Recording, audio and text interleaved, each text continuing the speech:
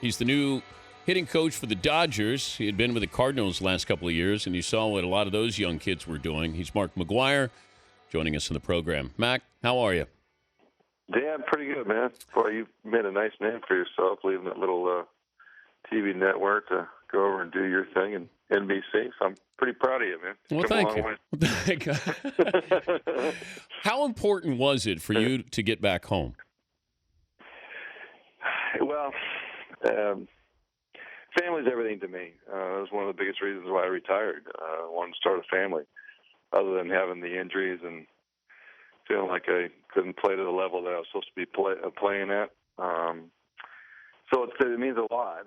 When I got back into coaching or back into baseball in 2010, my wife and I sat back and thought long and hard, and we'll just take this year to year. We'll just see how it goes with the family, and which we've pretty much done the last 3 years, and then up until a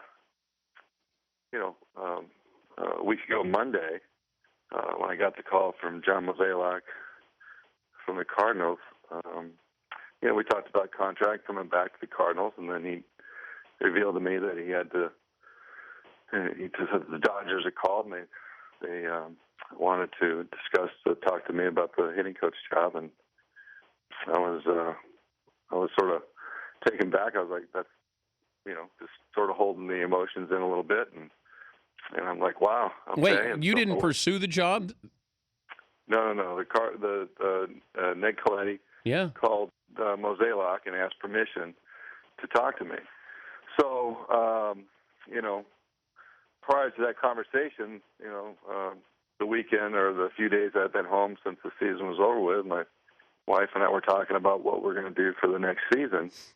Because this last year was very, very hard on the family.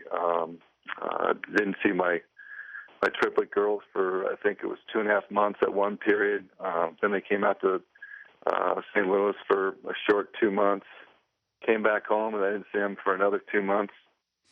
I saw my 9-year-old and my 10-year-old boys a lot with my wife flying all over the country to meet me, but it was tough. And so we were talking about, is this really good for the family? She knows how much I really, really enjoy and love teaching. And so there's always a happy medium. And by gosh, if it wasn't a blessing that it came with that phone call when Ned called. And so we thought about it and called the next day and told John Mozeliak, said that I'd like to interview. And not knowing, I've never been through this situation ever, not knowing what to expect, and had conversation with Ned, great conversation with Don Mattingly. I met with Ned, had another great conversation with Don, and it just turned out it was just a perfect fit. Worked out perfectly, and I'm just ecstatic, and for my family, and I get to stay at home. I get to work at home, and it's just something I've never had that opportunity ever to do in my professional career. So it just worked out really well. He's Mark McGwire, the Dodgers hitting coach, joining us, Dan Patrick Show.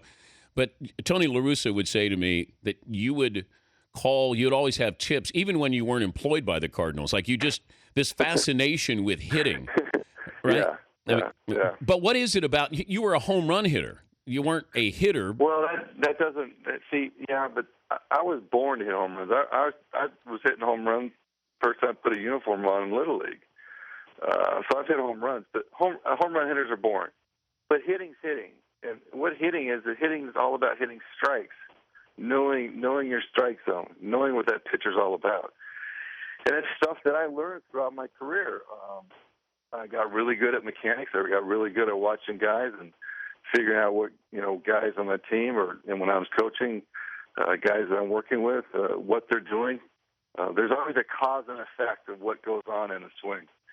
But the nuts and bolts of hitting is having an idea of what that guy on the mound is trying to do to you and what your game plan is to try to do to him. And let's go at it. And then during the game, you have to adjust to it. If you don't adjust to it, then it's not going to be a very good game. Do you remember? Yeah, go ahead. When what was it, 1990? 1992 or 1993. We're in Cleveland. Do you remember when we sat down and did an interview, and you were talking about retiring then? You were all beaten up, broken down. Yeah. Remember that? Yeah. Well, we go back to 93 and 94. That's when I think as far as understanding what this game was all about mentally, really sank in. It was the first time in my career that I had to actually sit and watch baseball games. I was always playing them. And when you sit and watch for the first time, you see a whole different perspective of what this game's about.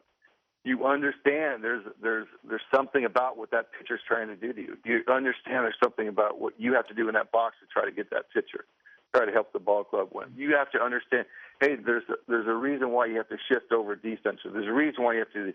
And it was the first time in my career that I really understood. And think back that video was not a very big thing in the game. The only guy that really was doing video at that time was Tony Gwynn. Yeah. Yeah. He'd have his VCR that he would take on the road. Right. Yeah. Well, boy, those things are ancient, I think. But, so, and then now how the game has evolved, where there's video everywhere, and I think sometimes there's a little too much video. I think guys get wrapped into too much of that stuff. But to understand that there's a game within the game, and so when I go back and to what you were saying about Tony, how I've always had something to say, even though when I was retired, was that to understand that you have to figure out what this game is all. You have to figure out yourself. You have to figure out yourself as a hitter. And for the first 6 years of my career, when I sat back and thought about it, I played on physical ability alone. I knew nothing about what the game was all about. And I will guarantee you there's a huge percentage of players that are doing it right now. But there will come a time in your career where you're going to hit a wall. And when you hit a wall, you're not going to know what to do, and you're not going to know how to get out of it. And that is one of the reasons why I got into coaching, because here I am as a hitter evolving as this guy that just, okay, I'm playing, I was a home run hitter, but yeah, I hit home runs, but I wanted to learn how to hit. I wanted to learn how to be a 300 hitter. I wanted to learn how to be a gap hitter. But I'm always going to hit home runs. That was just my swing. But I learned how to hit down through the ball. I learned how to hit balls in the gaps. I learned how to do other things to improve my swing throughout the year. But the most important thing, I learned how there's a game plan. And when I was in that box, there was nothing else what I was thinking about other than what I wanted to do that pitcher and what I wanted to do that baseball. I saw where you sat down with your two oldest boys and told them about your career. The importance of that conversation. What did you tell them about your career, and what did they need to know or learn about that? Well, to the point where, or to the extent of what they really understand, 9 and 10. Dad's been through a lot. With social media and you can get on a computer, an iTouch, or anything today, and you can push one letter, and a bunch of stuff comes up. So my wife and I decided to sit them down. We figured it was a good time to sit them down. And so sometime this summer, we sat them down and pretty much told them what Dad was all about and what has happened to him, and things that people say and people write, and this is what Daddy's career was about. This is what Daddy's done, and Daddy stood up to what he needed to stand up to. Everybody makes mistakes.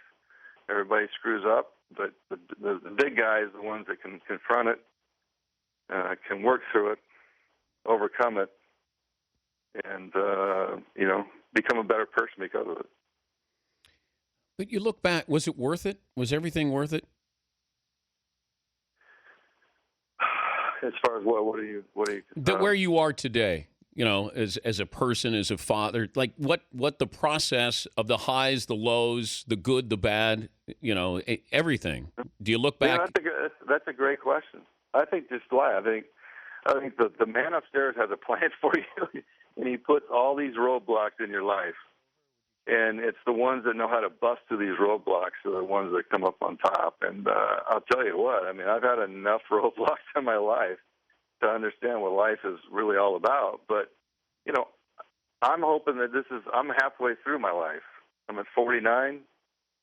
I'll be 50 next October.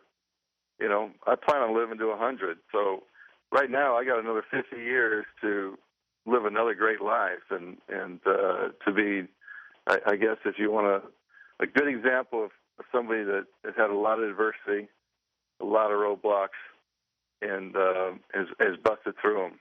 And nothing's ever easy. That's one thing I tell my kids. I say, there's nothing that's ever easy in this life. You always have to work for it. And no matter what you think. And it's such a cliche, but I'm a great example of it. What's the biggest misconception about you? Misconception. I don't know if people just don't know me. That I don't think people really know me. Well, I guess the feeling is that what was real and what was not real is probably the perception of you. Like, you come out of USC. I mean, you're a guy who hit home runs. You hit home runs your rookie year. But I think people probably say, at what point was it not real for them as baseball fans? Well, I did what I did, and I talked about this when I got back in the game. If I never had injuries, I don't think I ever would even have thought of doing what I did to really scrutinize my name. Like I said before, I didn't need to do anything for any more strength. I was already a home run hitter.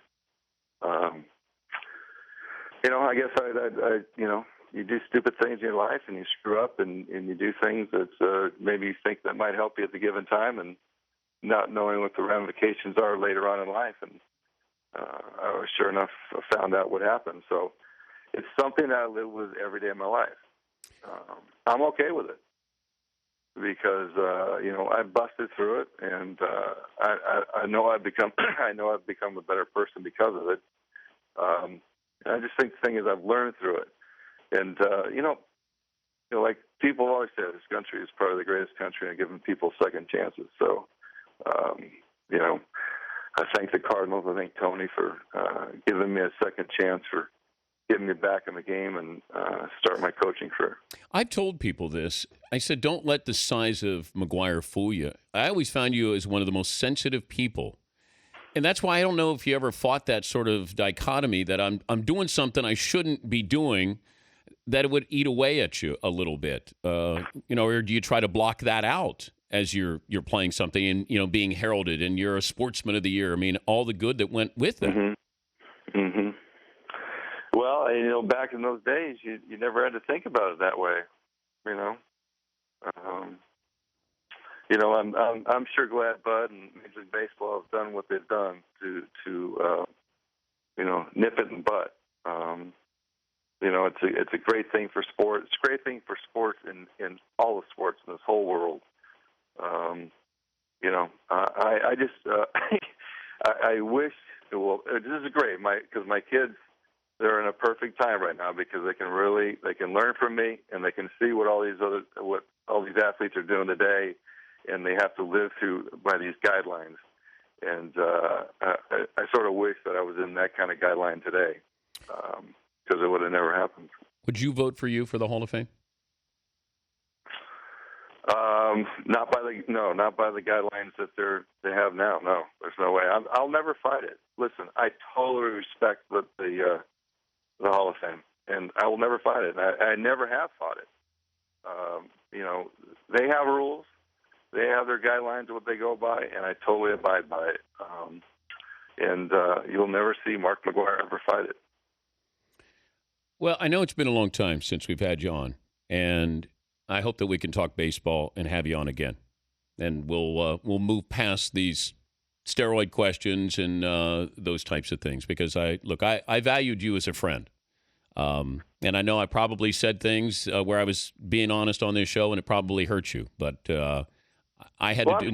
I'm sure you have. But you know what? And I've never had a problem with that, Dan. Okay. Because these are it's your opinion, it's other people's opinions, and they have a right to them. But I didn't do anything maliciously. I was doing my job. But I always said to people, "You're one of my favorite people that I ever met in this business." But I still viewed what you were doing as wrong, and it needed to be said. Right. So, just so you know where I'm coming from. Yeah, and I've had a few conversations like that with other writers throughout the last 3 years, just like what you said, and I appreciate that. It's just, you guys have a job, and you guys have to do what you need to do, and listen. I'm okay with it. Believe me, I can hear it. It sounds like that. I'm glad for you. I'm glad for you, and I wish you the best of luck. And you're working with Donnie Baseball, so a great opportunity for you. But it's gonna be real exciting. Thank you. I hope to talk to you at spring training or during the season. You got it, Dan. Thank you, bud. That's Mark McGwire, new Dodgers hitting coach. We'll recap that. Thought the Hall of Fame answer was pretty strong. And I've known Mark for, 20-some years. And he did have an unbelievable sensitive side to him. Unbelievable.